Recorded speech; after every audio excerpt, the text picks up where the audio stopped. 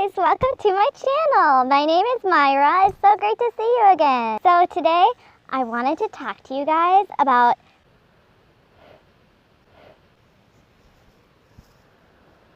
Okay. So should I just ignore the fact that my video got 1 million views? Or should I touch on that quickly? I think I'm going to touch on it quickly.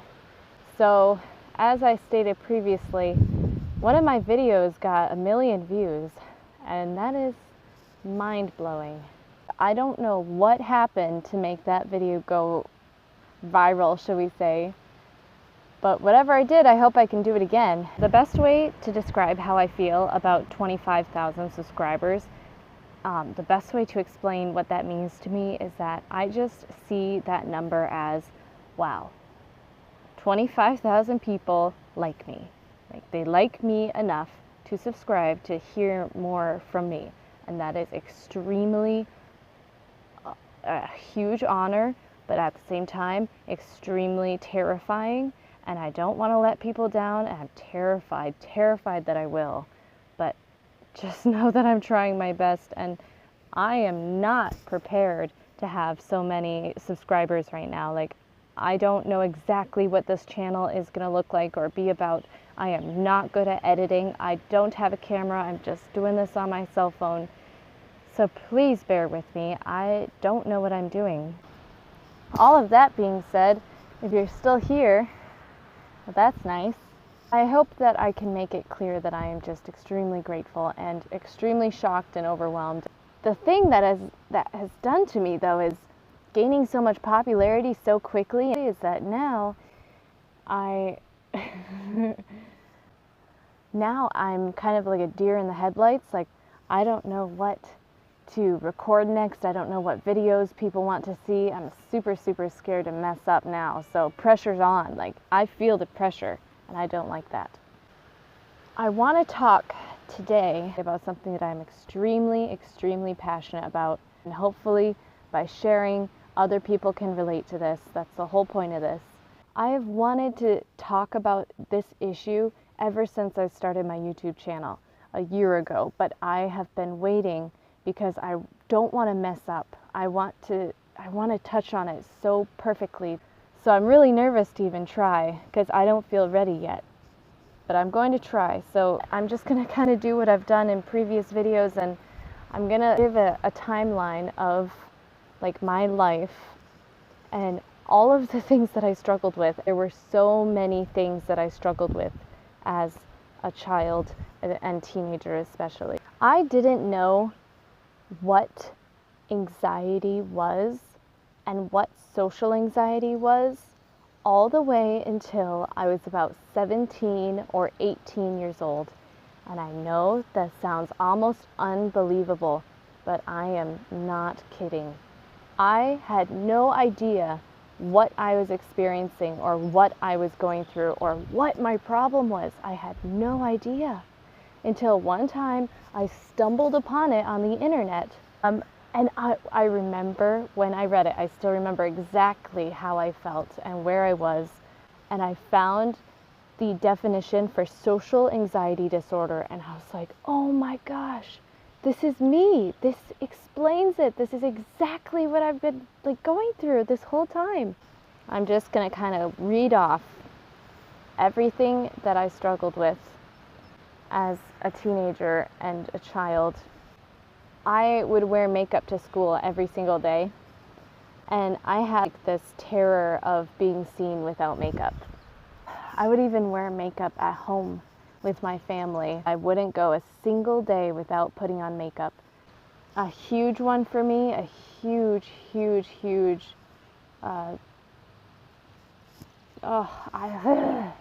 I'm so tired and brain dead. Another anxiety for me was driving in cities. Any city with more than 5,000 people in it, that's what I mean by city. More than 1 or 2 stoplights was enough to terrify me, and don't even like 4-way stops, that was like my worst nightmare. I was petrified. Because of that, I avoided cities. I avoided going into cities, and I just stayed around my home town of 500 people. If I ever was forced to go anywhere with more than 2 stoplights, my palms would start to sweat.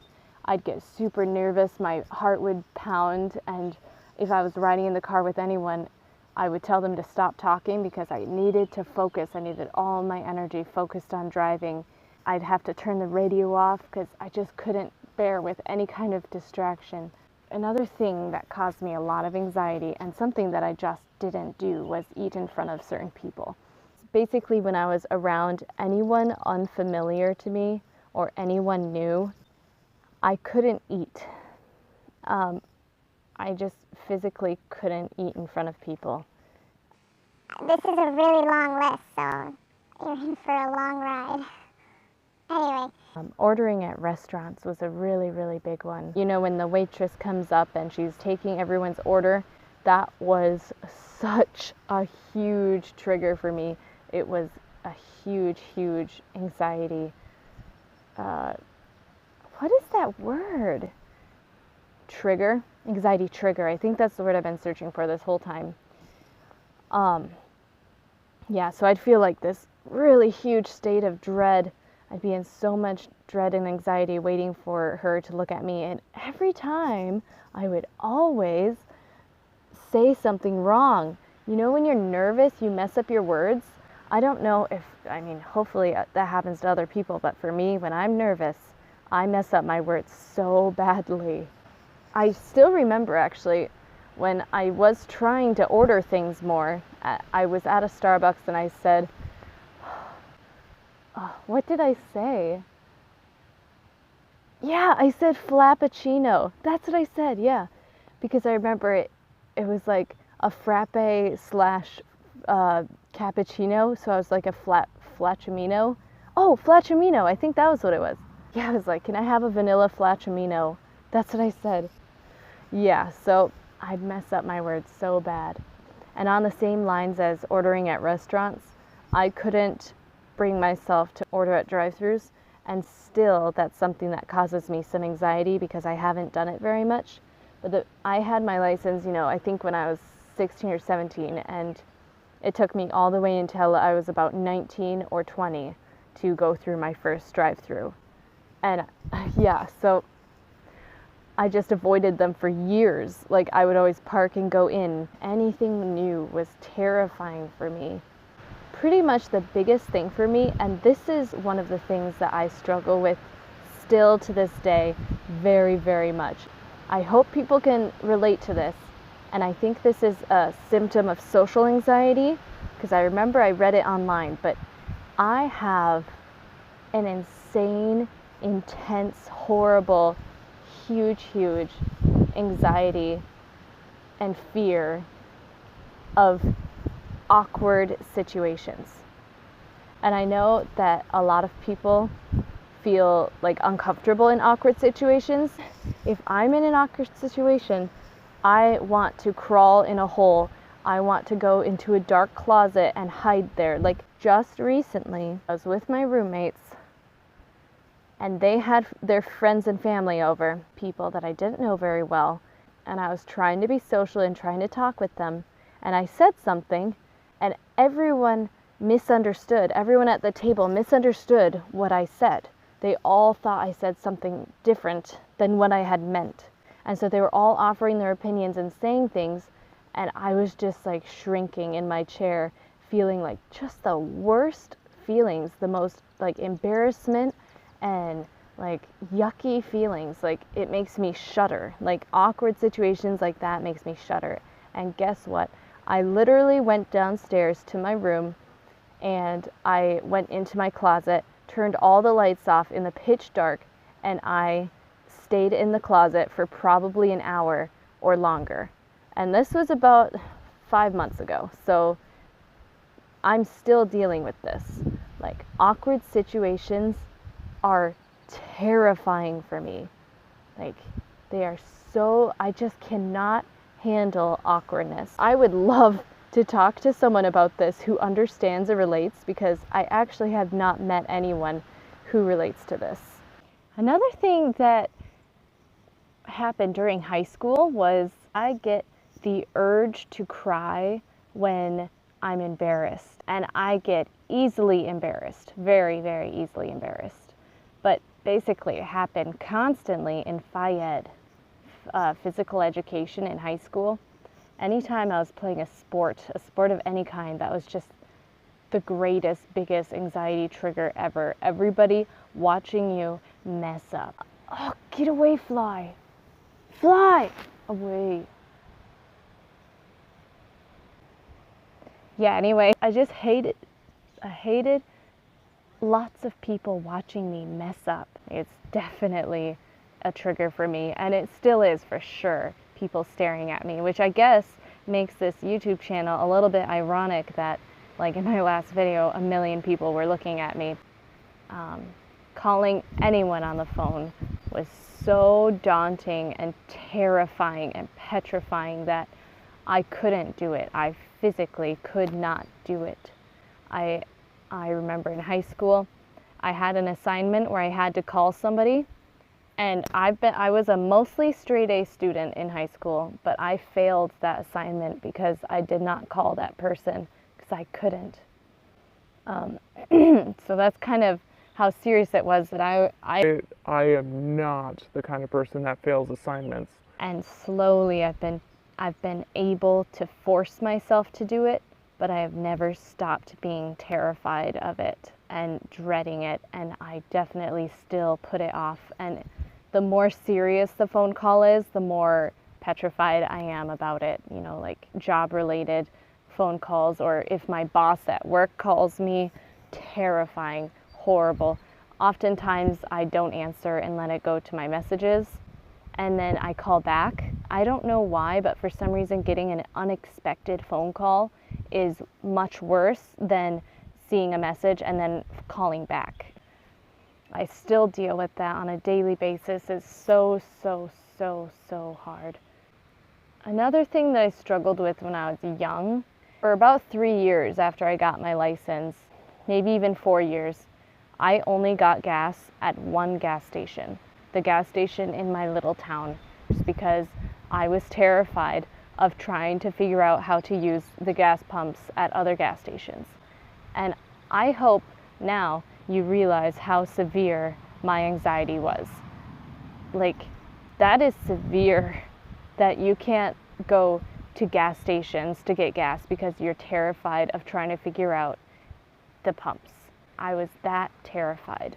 Kind of along the lines of not being able to order at restaurants was I couldn't buy things from stores. Like, I couldn't go up to the checkout. And that was for many years as well. In my teens, I couldn't go up to checkouts because it was like a mix of social interaction and awkwardness that I could not get over. And I also was terrified of trying to use a self-checkout for the first time because I didn't want to do it the first time. And that's always been my problem. I can't do things for the first time. I am getting to the end of my list, but another horrible fear that I had was knocking on doors. And I shouldn't say had because that is have. In high school, we had to do fundraising to go on a class trip. That we were going to do a class trip to New York City. I couldn't go on the class trip because I couldn't do the fundraising, because the fundraising involved calling people and knocking on people's doors and selling things to them, and I could not do that.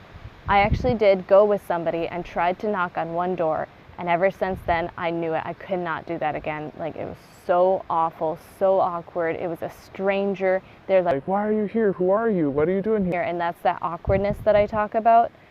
So awkward. I never did it again, and I didn't go on the class trip even though I wanted to, so my anxiety has limited me a lot. I don't know how many people know what forensics is, but I did force myself to do forensics one of the years. When we went to state, it was in another city, and we went to the state competition in forensics. We like stayed the weekend, and I didn't eat anything the whole weekend. All of Saturday and all of Sunday, I didn't eat anything because we young kids had to go to like different restaurants or different stores and buy food there, and I didn't. I also had anxiety using public restrooms, which I think some people do, have to cover my ears and close my eyes to use public restrooms. I was terrified to use, well, actually, I shouldn't say was about this one either. I am terrified of using any kind of public transportation, and I think public transportation is a perfect mix of people interaction that is scary and also the anxiety of something new. And parking ramps, I'm still terrified of parking ramps and I avoid them at all costs. I avoid driving downtown in all different downtown areas still because I'm terrified of driving downtown, but for the most part I've gotten over the driving fear. But probably the biggest anxiety that I have now is basically day-to-day adult life, as in getting jobs, going to interviews, meeting new people, dealing with like coworkers and your boss at work, and then any other kind of adult issues like insurance, like health insurance. For me, with my car accident, I had to deal with the insurance company for months. I had to figure out how to deal with insurance companies and like payoffs or like getting paid for the accident. And that was so stressful. One of the biggest reasons I have not uploaded since February is because of that stress, from the stress of dealing with the insurance company, the car insurance company, and my physical therapy bills, and also just trying to get better from my injuries. I'm sorry to interrupt. I want to give another word, and I have to put it in the middle of the video because some people might skip to the end just to get the word. Alright, I know some people might think this word thing is dorky, but I like it, so I'm going to keep doing it. The special secret word is Jello. If you make it through this video, comment Jello, and I'll know you've seen the whole thing, okay? Alright, back to the video. I would just say adulting. Adulting in general has been the worst anxiety for me still. There are many, many other things that I had anxiety over, like raising my hand in class I couldn't really do. I couldn't talk to other people. Definitely couldn't talk to certain people in my school. But soon I'm going to record another part 2 of this video, and I want to touch on like revelations and everything that I've learned about anxiety. And I have in many ways overcome anxiety. I've overcome a lot of my fears, and every day I'm always pushing myself to overcome more fears. And again, my greatest flaw, my greatest weakness is fear. So I struggle with it every single day, but I am trying so hard to conquer it. I don't want to just be like, oh, I'm fearful of everything and that's okay, I accept it. I'm going to be that way for life. I'd rather change it and become the person I want to be, which is a fearless, very brave person. All right, I think that is it. And there's so much more that I struggled with, and I could have gone into detail more, but it's really hard to touch on it the right way when you don't have it scripted. But I'm really determined not to have anything scripted on here, so I think that's all. I think I'm gonna say goodbye. So if you can, please give a like and a comment and subscribe. And I'll see you guys in my next video.